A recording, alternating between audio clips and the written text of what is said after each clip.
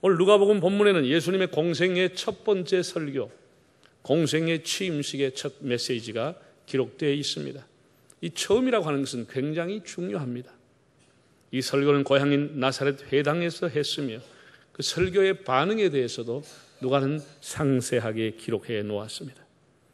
예수는 이사야 58장 6절의 말씀과 이사야 66장 1, 2절의 말씀을 인용하여 설교를 했으며 뜻밖의 이 첫 설교의 회중들은 격렬하게 부정적이며 적대적으로 반응을 하며 예수님을 벼랑 끝으로 몰아가서 죽이려고 했습니다.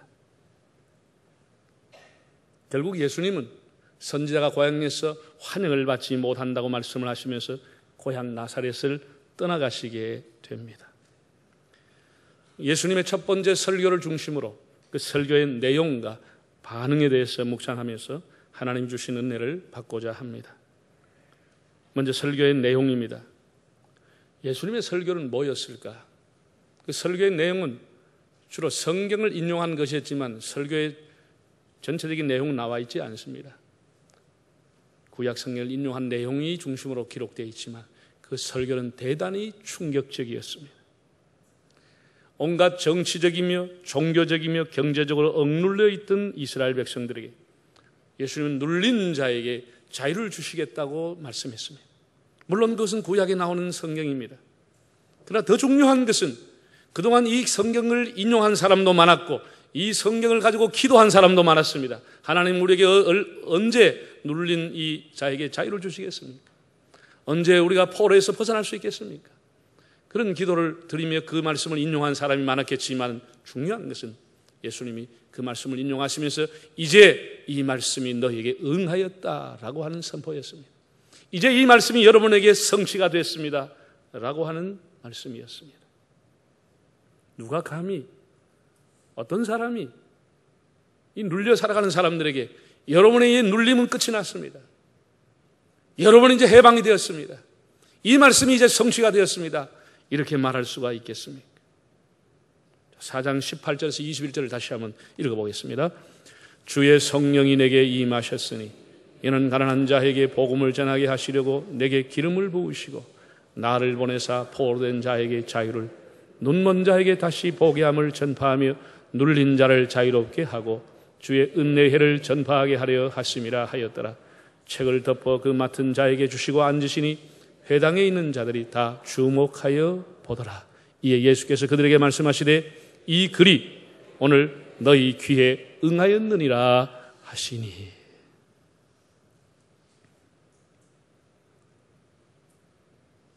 이제 해방이 되었다, 눌림으로부터 자유를 받았다고 하는 이 말씀이 여러분에게 이제 응답이 됐습니다. 성취가 됐습니다. 한마디로 말해서 예수님은 당시에 오신 목적을 은혜의 해를 선포하기 위함이라고 했습니다. 이 은혜의 해, Year of Jubilee, 희년이라는 뜻입니다. 희년, 레위기 25장의 희년에 대한 내용이 전체가 다 나와 있습니다. 예수님이 오신 목적은 희년을 선포하기 위해서 왔다라고 말씀했습니다. 우리 교회도 2년 후면 교회 창립 50주년 희년을 맞이하게 됩니다만은 하나님은 이스라엘 사람들에게 한 주 중에 일회째 되는 날을 안식일로 지키라고 명했습니다. 6년이 지나서 7년째 되는 해를 안식년으로 지키라고 했습니다. 그리고 안식년 7번이 지난 다음에 즉 50년이 되는 해를 희년으로 선포하고 지키라고 명령했습니다. 이제 나중에 희년에 대한 설교를 여러 차례 드리게 되겠습니다만 쉽게 말해서 이 희년은 너희가 나를 믿느냐, 너희가 나의 백성이냐, 나를 신뢰하느냐, 그러면 희년을 지키라. 희년이라고 하는 것은 자기가 가지고 있던 모든 토지를 원상으로 돌려주는 것입니다. 데리고 있던 모든 종들도 인권과 신분과 모든 위치를 원래대로 회복시켜 주는 것이 희년입니다.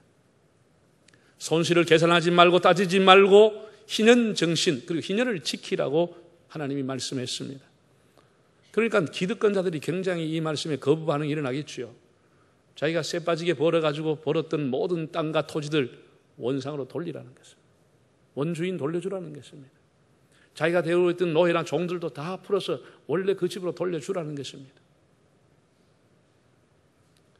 이것은 우리가 말하는 컴퓨터로 말하면 리셋, 모든 것을 삭제하고 원래로 돌아가고 초기화로 돌아가라는 것입니다.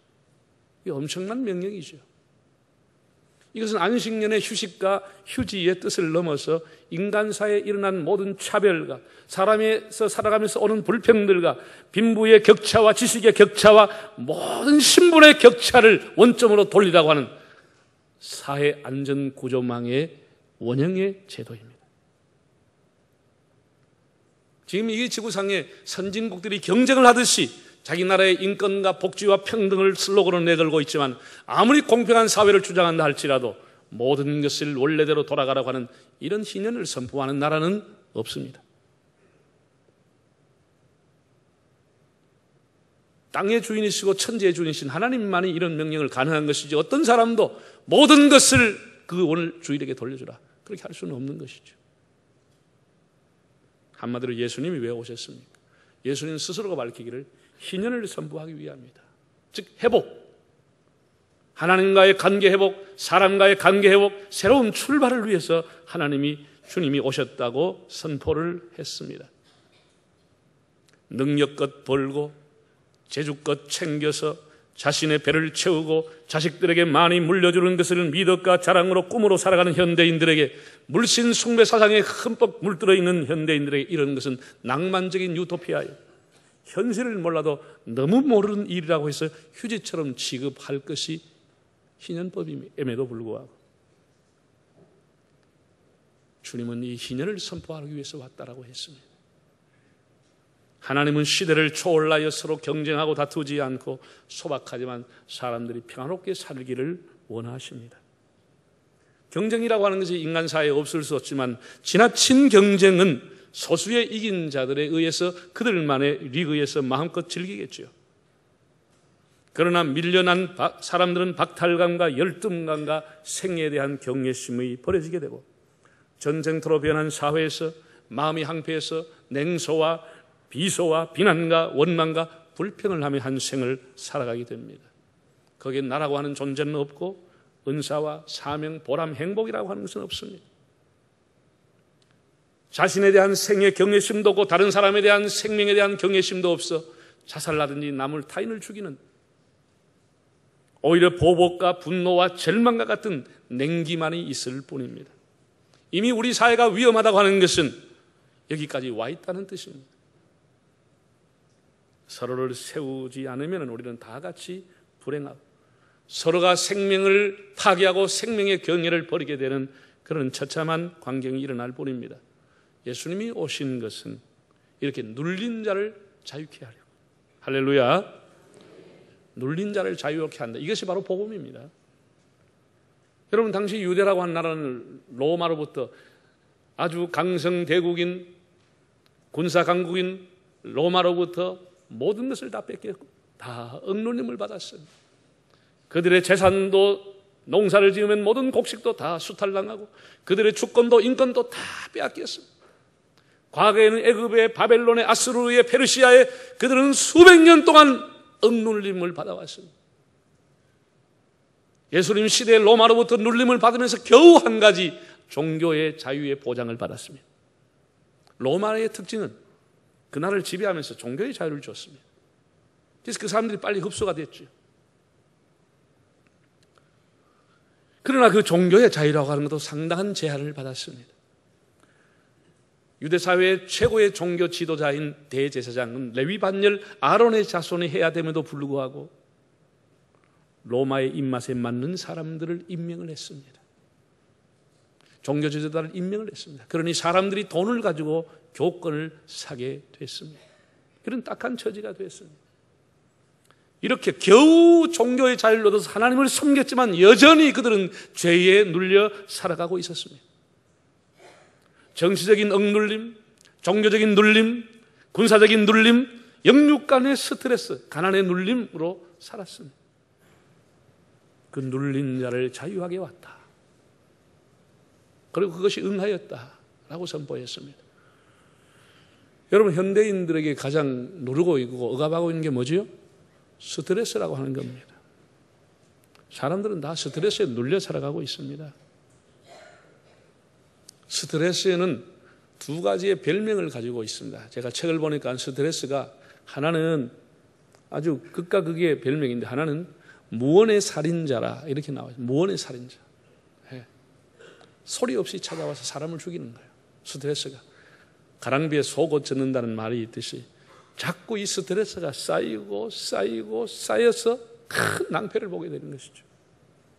예, 뭔가 소화가 안 되고 설사가 자주 나고 잠을 자면 불면증이 오고 뭐가 욱하고 올라오고 화가 자꾸 나고 치밀어 오르고 이러면 사람들이 이제 좀 이상하다 싶어 병원에 가죠.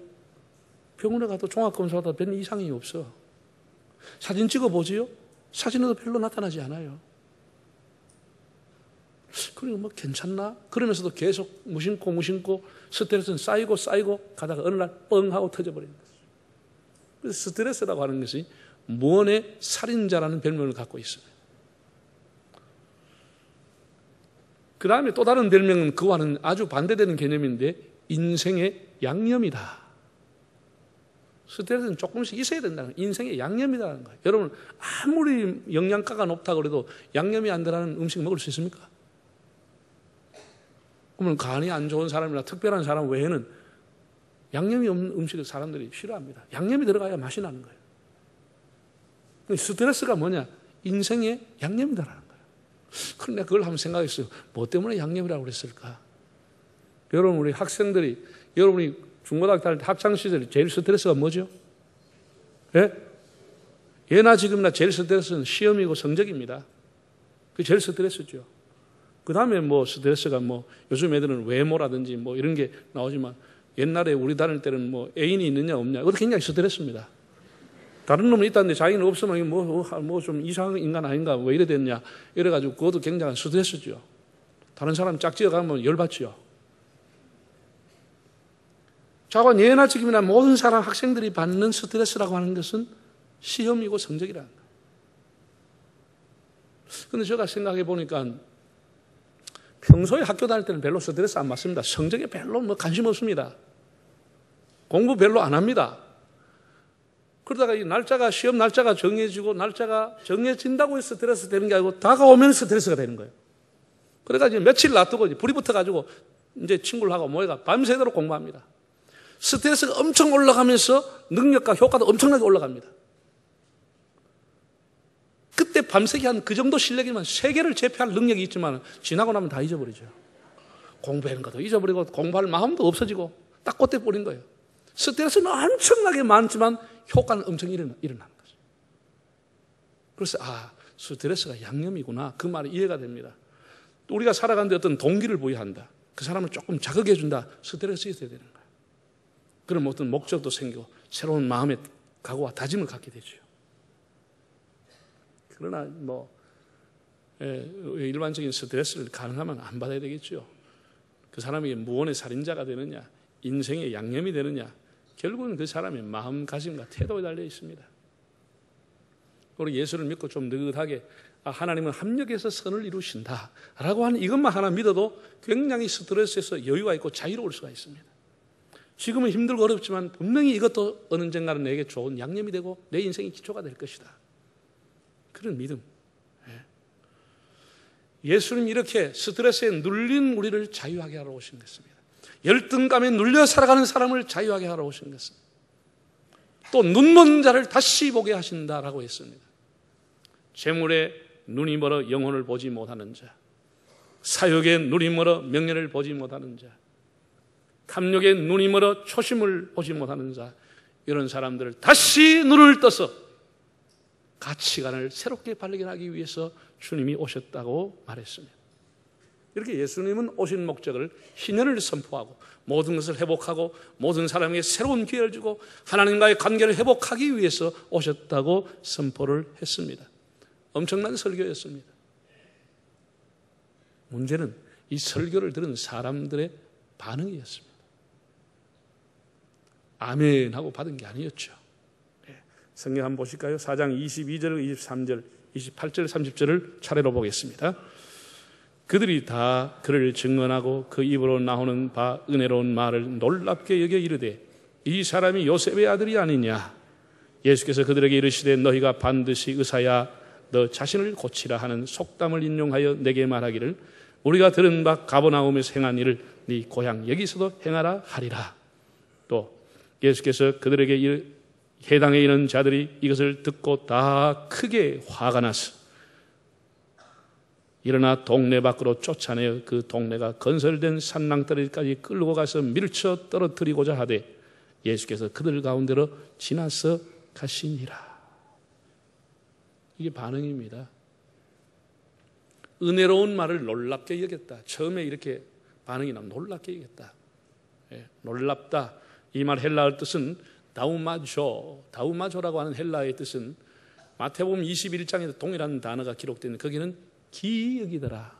놀랍다가 기이와 동일한 단어로 해석이 됐습니다. 지난 성경에는 기이 여겼다라고 되어 있어요. 이상하게 여겼다. 예수님이 무화과 나무를 저주하신 후에 다음날 아침에 일어나서 그 앞을 지나갈 때 무화과 나무가 마른 것을 보고 다우마조, 사람들이 참 이상하게 여겼다. 기이 여겼다. 그런 얘기입니다.